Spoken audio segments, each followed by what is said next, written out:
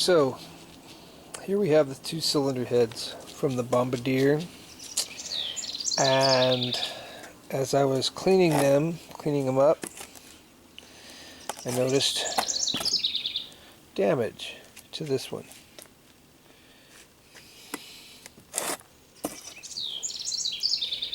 It's broken. Broken off. So this one's okay. See? This one's broken. So gotta order a new part. Also, when I was looking at the crankshaft case, I noticed a problem here.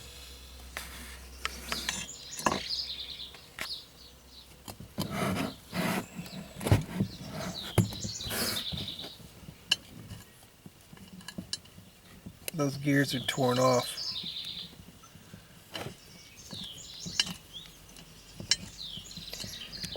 So that's not usable.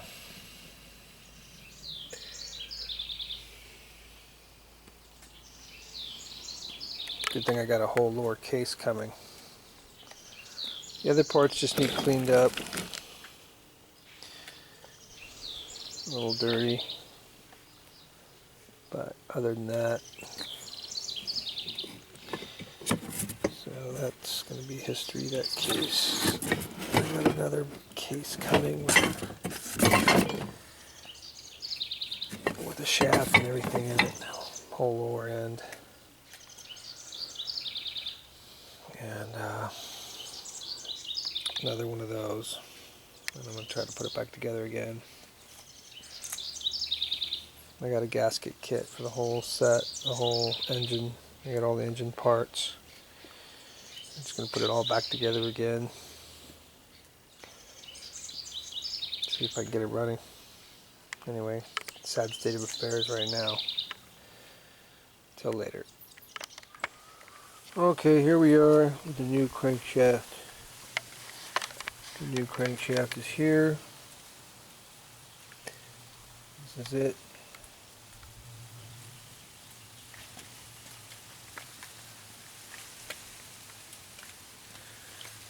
And, rotary valve case.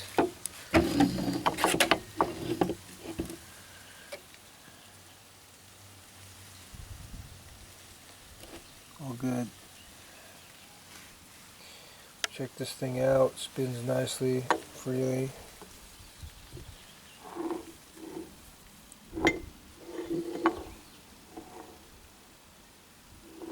Even with the case top on. So appears to be a good part. We'll have to wait and see what happens. Put some gasket seal on here and we'll put them together. Torque it down. Till next time. Okay, I don't know when we last left off, but here is the lower crankcase. This is the latest, newer crankcase that I just got. And actually, to my own surprise, managed to install pistons in it. Pistons are now installed, and so I'm just waiting on the heads. The rings are installed, pistons are installed. Everything's good in here. So far so good on the engine. So just wanted to show you that I installed the pistons. Getting the snap rings in was really difficult, actually. Snap rings there. Snap ring this side.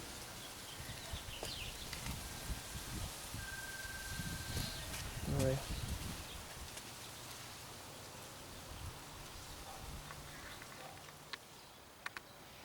Okay, so moving right along here. Got the new pistons installed. I'm just putting the new seals in now. So I honed out the cylinders. Got the cylinders in, put them on, and exhaust ports are just on to align it.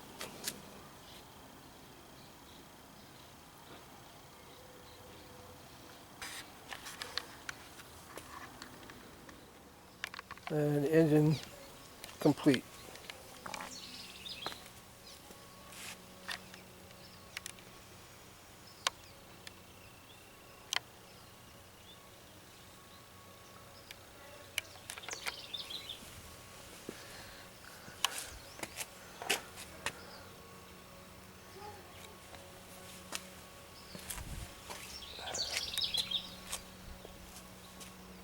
That's the engine complete.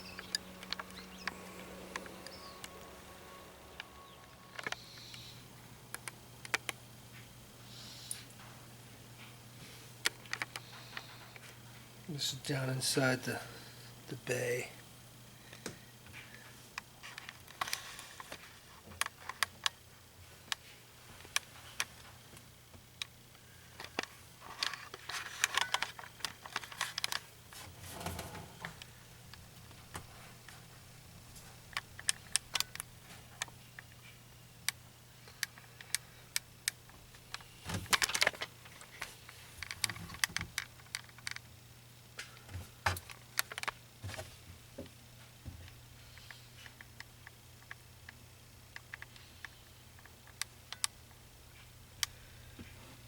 It's up inside.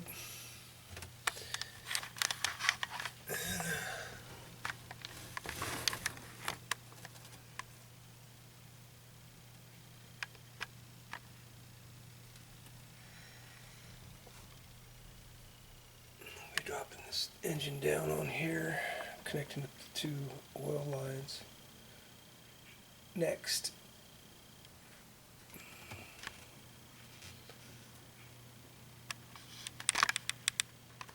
Okay, just dropped the motor in. Made the connection down here.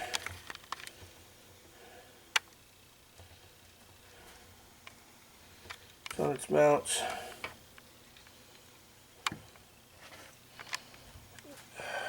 So, put it back together again now. Okay. Okay, now the engine is in. Everything is connected.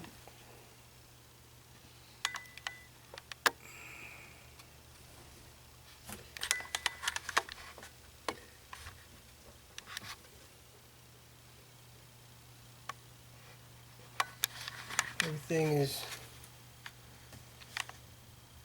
ready to go, except for oil and gas and a battery. Basic stuff now. We'll see. Okay, here I am once again. But this time, quite unfortunate it is that the starter doesn't work. Bad starter. Didn't test it before I installed it, so basically I had to disconnect everything and pull back the starter out, which is here. It was really hard to get out from back inside there, down below. Anyway, and so I had to order another one. So there's another one on its way, and then it's going to be interesting to try to get it back in there. Kind of have to hug the engine to get those bolts in there. And there's not much room down there to work because of the engine mount. You can see right down in there, and top of that edge right there is where the first bolt, then the second one's down below it, so it's really hard to get to. Anyway, until next time. Oh, and also it looks to me like I had a bad rectifier, so I took the rectifier out.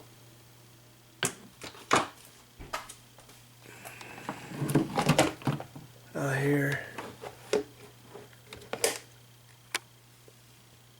be putting that back in later as well. Till then, bye. Oh, quick note, I have taken the starter apart, and the part that's wrong with the starter and why it's not working is these brushes right here. This one right here, worn all the way down. I mean, basically that's all the movement there is in it. 1/8 of an inch maybe. This one here has a little bit more. But still, these brushes should be longer than that. This one probably wasn't making contact, so it wasn't spinning the motor. Anyway, I ordered a new motor anyway, but just so you could see, this is the inside of the motor, which actually still looks like it's in pretty good shape with the magnets and all. But I mean, you know, probably a good idea to just, you know, I mean, it could have cleaned all this up probably and got it to work again, but I think for 50 bucks, I think it's probably better just to get a new motor and make sure that it's all working good. So that's what we're going to do. So until then, adios. Okay, so rectifier replaced. Got a shadow going on here. Down in here, you can see it. This rectifier down here, that's been replaced. So all the wiring is back to normal.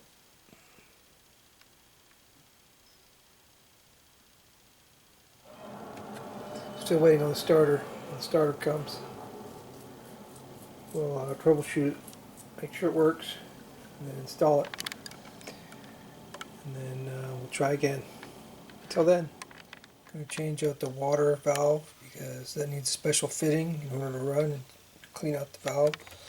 So I got a generic one to work on any kind of valve, any kind of hose.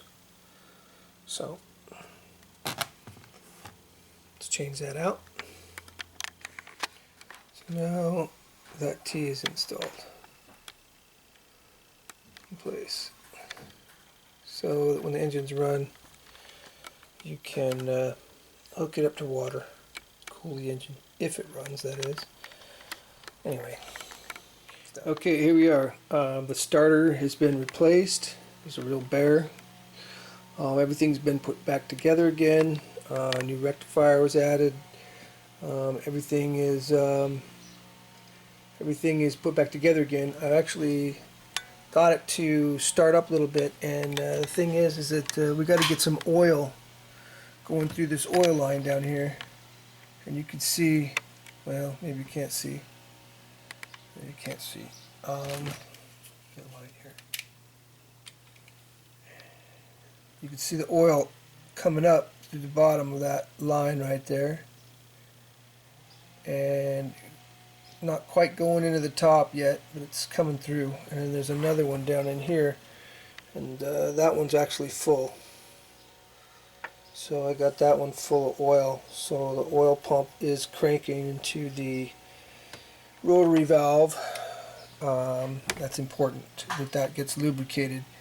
So that needs to be pumped up a little bit more. A couple more cranks and turns, and I should be able to get it up and the rest of the way around in there. And so that it'll just feed a little bit of oil into that vein, so it never gets too hot when it's running. Anyway, so, and I got it to crank over. Well, I guess you could hear it.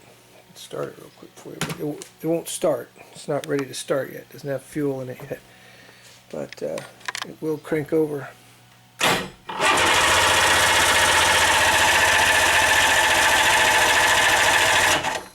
See?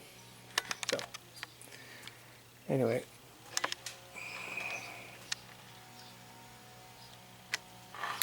I don't know how I got that zoomed up.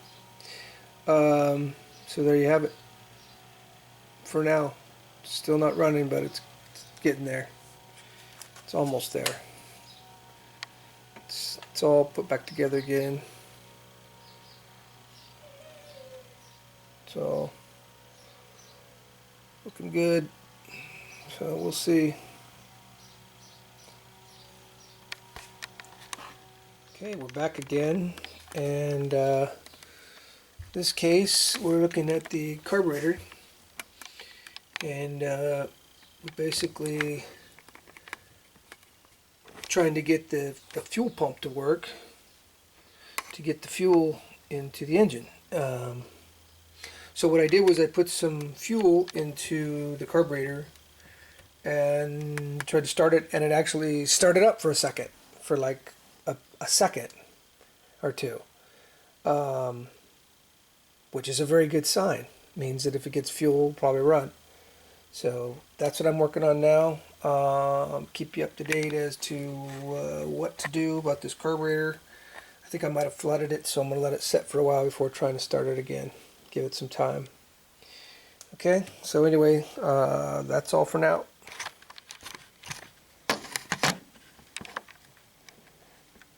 Okay, this is a historic moment, okay? Check it out.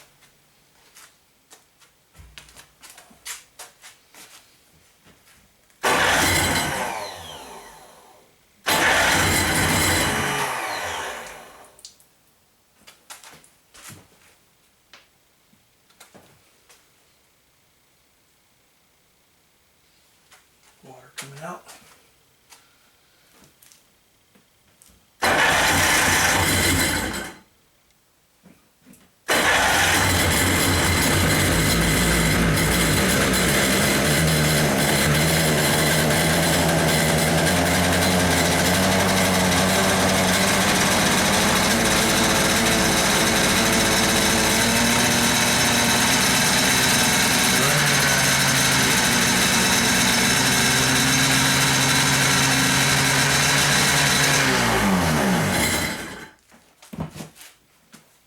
Come on, get out. Come on, get out.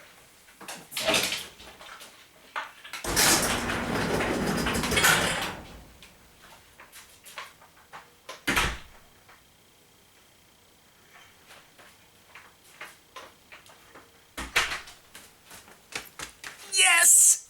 Yes! It works! A little smoke in here. Okay.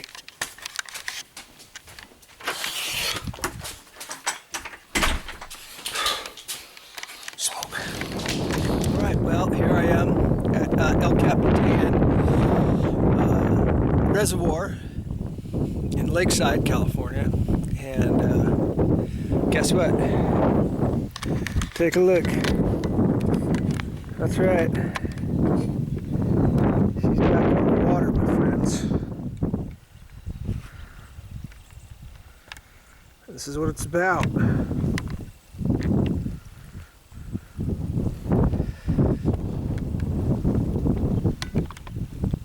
So, next one will be on the Seadoo going for a little ride. Anyway, we've been running it for a little while. It's been running okay. A little bit of cutout when it's on full throttle, and cut out a couple times. But I don't know what that's because of. It's air in the fuel line or something. Anyway, till then.